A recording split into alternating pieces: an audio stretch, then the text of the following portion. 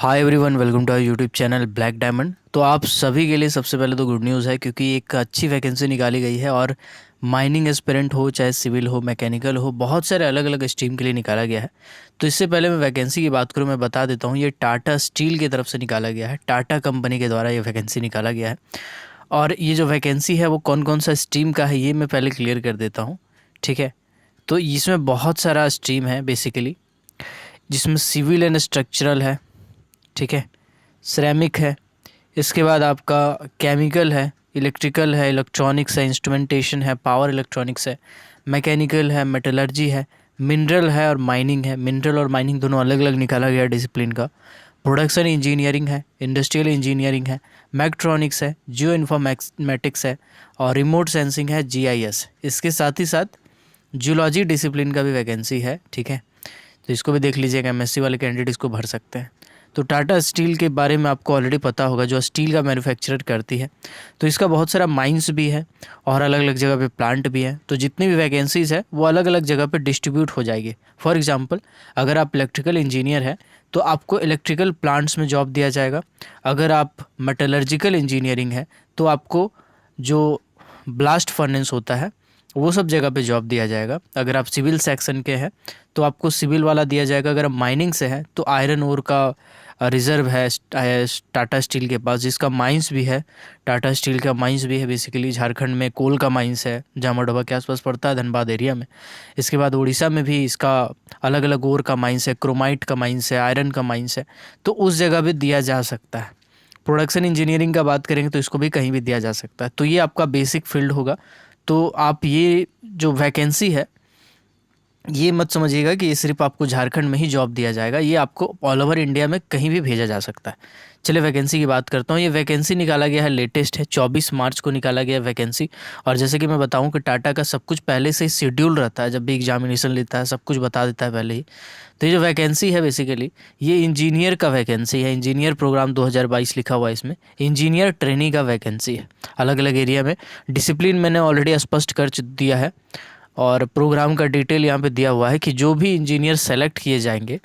ठीक है, पहले मैं इसका एलिजिबिलिटी बता ही देता हूँ। तो ये जितने भी डिसिप्लिन देखे हैं इंक्लूडिंग माइनिंग, मिनरल, सारे के सारे अगर बीई किए हुए हैं, बैचलर ऑफ इंजीनियरिंग या बैचलर ऑफ टेक्नोलॉजी या बीएससी इंजीनियरिंग में किए हुए हैं तभी अप्लाई कर सकते हैं। डिप्लोमा वाले अप्लाई कर सकते हैं क्या? जी नहीं, बिल्कुल नहीं कर सकते हैं आप। बीटेक वाले ही कर सकते हैं। एमटेक वाले अप्लाई कर सकते हैं? जी हाँ, बिल्कुल कर सकते हैं। तो ये चीज़ इसमें लिखा हुआ है, तो इसको आप देख लीजिएगा।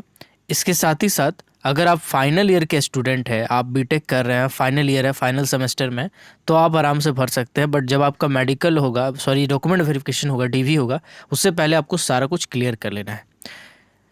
तो पूरा का पूरा इंडस्ट्रियल जो ऊपर का पार्ट था वो मैंने ऑलरेडी समझा चुका है। बाकी नीचे देखिए जूलॉजी का भी निकाला गया है। ये जो एमएससी किए हुए हैं, मास्टर डिग्री किए हुए हैं, वो अप्लाई कर सकते हैं, या जो फाइनल ईयर में है वो भी अप्लाई कर सकते हैं।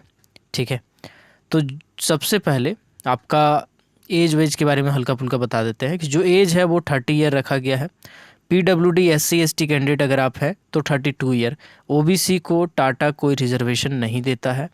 ओबीसी कैटेगरी के लिए उसको जनरल कैटेगरी में ही काउंट किया जाता है, तो इसका ध्यान रखिएगा। इसके बाद बात करेंगे कि सबसे पहले आपको कौन सा दौर से गुजरना पड़ेगा, आपका एग्जामिनेशन क्या होगा, सिलेक्शन मेथड क्या होगा बेसिकली। तो सबसे पहले आपको एक ऑनलाइन टेस्ट से गुजरना पड़ेगा। ठीक है, ऑनलाइन सीबीटी से आपको गुजरना पड़ेगा, जिसका डेट भी शायद मैं बता देता हूँ, अगर इसमें स्पष्ट किया हो गया होगा।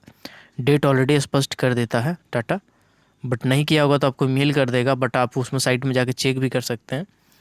तो बेसिकली आपको एक ऑनलाइन टेस्ट देना पड़ेगा जो कि सीबीटी मोड में होगा। ठीक है, कॉग्निटिव टेस्ट होगा बेसिकली। पहले आपका एक सीबीटी होगा, ठीक है, कंप्यूटर बेस्ड टेस्ट। ये अगर आपका क्लियर हो जाता है तो फिर आपका डिसिप्लिन में जो समझिए इंटरव्यू टाइप का एक तरह से होता है, शॉर्ट लिस्टिंग, वो होगा। और देन आपको ज्वाइनिंग दे दिया जाएगा, डीवी वगैरह होगा, डॉक्यूमेंट वेरिफिकेशन, और फिर आपका ज्वाइनिंग हो जाएगा। ठीक है, ये जो फॉर्म है ये भरने का जो डेट है वो बेसिकली 10/4/2022 तक लास्ट डेट है। तो इसका ध्यान रखिएगा, लास्ट डेट 10/4/2022 तक ही है। अगर बात करेंगे इसका एग्जामिनेशन कब होगा, तो online examination 3rd week of April में होगा। तो ये भी यहाँ पे स्पष्ट कर दिया हुआ है, डेट नहीं लिखा है बट 3rd वीक ऑफ अप्रैल लिखा हुआ है। बात करेंगे अगर इसका सिलेबस का, तो आप इसका सिलेबस सैंपल से जाके डाउनलोड कर सकते हैं, वेबसाइट में जाके टाटा वाला में डाउनलोड कर सकते हैं, ठीक है। तो फर्स्ट ईयर में जब आपका सिलेक्शन हो जाएगा, सिलेक्शन होने के बाद कम से कम 1 साल का ट्रेनिंग पीरियड होगा आपका। ट्रेनिंग पीरियड में आपको स्टाइपेंड दिया जाएगा 30,000 रुपया पर महीना। ये जब ट्रेनिंग पीरियड काम करेंगे, पार कर लेंगे, उसके बाद आपको टर्म बेसिस पे जॉब दिया जाएगा। जी हाँ, ये टर्म बेसिस वाला जॉब है, ये भी लिखा हुआ है। बट आपको ये एक्सटेंड किया जा सकता है और एक लंबा टाइम तक एक्सटेंशन रहेगा, तो आप उसका टेंशन नहीं लीजिएगा। उसके साथ ही साथ hospitalisation coverage 2.5 lakh per annum दिया जाएगा। ये देखिए ना, इतना बड़ा बड़ा इंश्योरेंस कंपनी नहीं देता है, ठीक है। सेल्फ के लिए आपको दिया जाएगा, जिसमें इतना का आसपास का रहेगा। ओपीडी कवरेज का बात करें तो 6,000 पर साल, ठीक है। अगर बीमार पड़े तो ठीक है, तो आपको कोई दिक्कत नहीं होगा बेसिकली, है ना। ट्रेनिंग ख़त्म करने के बाद फिर आपको 6 लाख रुपया पर्क्स के मतलब समझिए कि दिया जाएगा। तो बेसिकली आपको एवरेज एक मोटा मोटी सैलरी का आइडिया इसमें दे दिया गया है, ठीक है। अब बात करेंगे कि इस फॉर्म को हम भरें कैसे, ठीक है। कुछ क्राइटेरिया और भी है। अगर जनरल कैटेगरी के हैं तो 65% होना चाहिए फाइनल सेमेस्टर में होने के बाद फाइनल, और अगर आप SC ST हैं तो 60 साल होना चाहिए, 60% होना चाहिए, ठीक है। 6 CGPA जो भी मिनिमम होगा, ठीक है। तो ये इसमें टोटल लिखा हुआ है। एक और चीज़ यहाँ पे मैं बता देता हूँ कि प्रेफरेंस दिया जाएगा, जो झारखंड स्टेट से होंगे उनको और उड़ीसा स्टेट से होंगे उनको, इन दोनों को प्रेफरेंस दिया जाएगा। यहाँ ये नहीं लिखा है कि झारखंड वाले ही अप्लाई कर सकते हैं, उड़ीसा वाले ही अप्लाई कर सकते हैं। यहाँ प्रेफरेंस शब्द का इस्तेमाल किया गया है, आप इसमें देख सकते हैं। यहाँ पे स्पष्ट तौर पे लिखा हुआ है, preference will be given to the candidate who are a domicile of Jharkhand and Orissa. तो इस चीज़ को ध्यान रखिएगा। बात करें कि आखिर इस फॉर्म को हम भरेंगे कैसे, तो इसका मैं PDF अपने टेलीग्राम ग्रुप में डाल देता हूँ।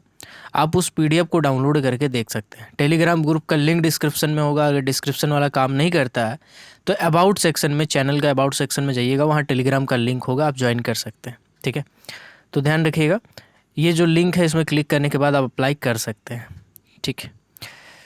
चलिए, आई होप आपको ये वीडियो सही लगा होगा, अच्छा लगा होगा। अगर अभी तक वीडियो को देखे हैं तो एक लाइक ज़रूर कर दीजिएगा जाने से पहले। और अगर ऐसे ही वैकेंसी से अपडेट रहना चाहते हैं, बीटेक वाले वैकेंसीज बहुत कम चैनल निकालता है, खासकर अगर माइनिंग सेक्टर में आप करियर बनाना चाहते हैं। माइनिंग सेक्टर का मतलब ये नहीं होता है कि सिर्फ और सिर्फ माइनिंग के ही कैंडिडेट हों आप सिविल, क्रैमिक, केमिकल, देखिए कितना सारा वैकेंसी निकलता है माइनिंग सेक्टर का, जो आपको पता नहीं चलता होगा। अगर आप अभी तक वीडियो देख रहे होंगे तो आप मेरी बात से रूबरू कर रहे होंगे, कितना सारा डिसिप्लिन का निकाला है टाटा माइनिंग वाला, नहीं पता चला। ऐसे माइनिंग वाला बहुत सारा वैकेंसी निकलता है जो नहीं पता चलता है, ठीक है। नहीं पता चलता है तो अभी सी बात है, कंपटीशन भी कम होगा आपके लिए। तो इस चीज़ को ध्यान रखिएगा, चैनल को सब्सक्राइब कर दीजिएगा। आई होप आपको पछतावा नहीं होगा। तो चलिए मिलते हैं अगले वीडियो में, तब तक के लिए keep watching, keep supporting, till then, Jai Hind.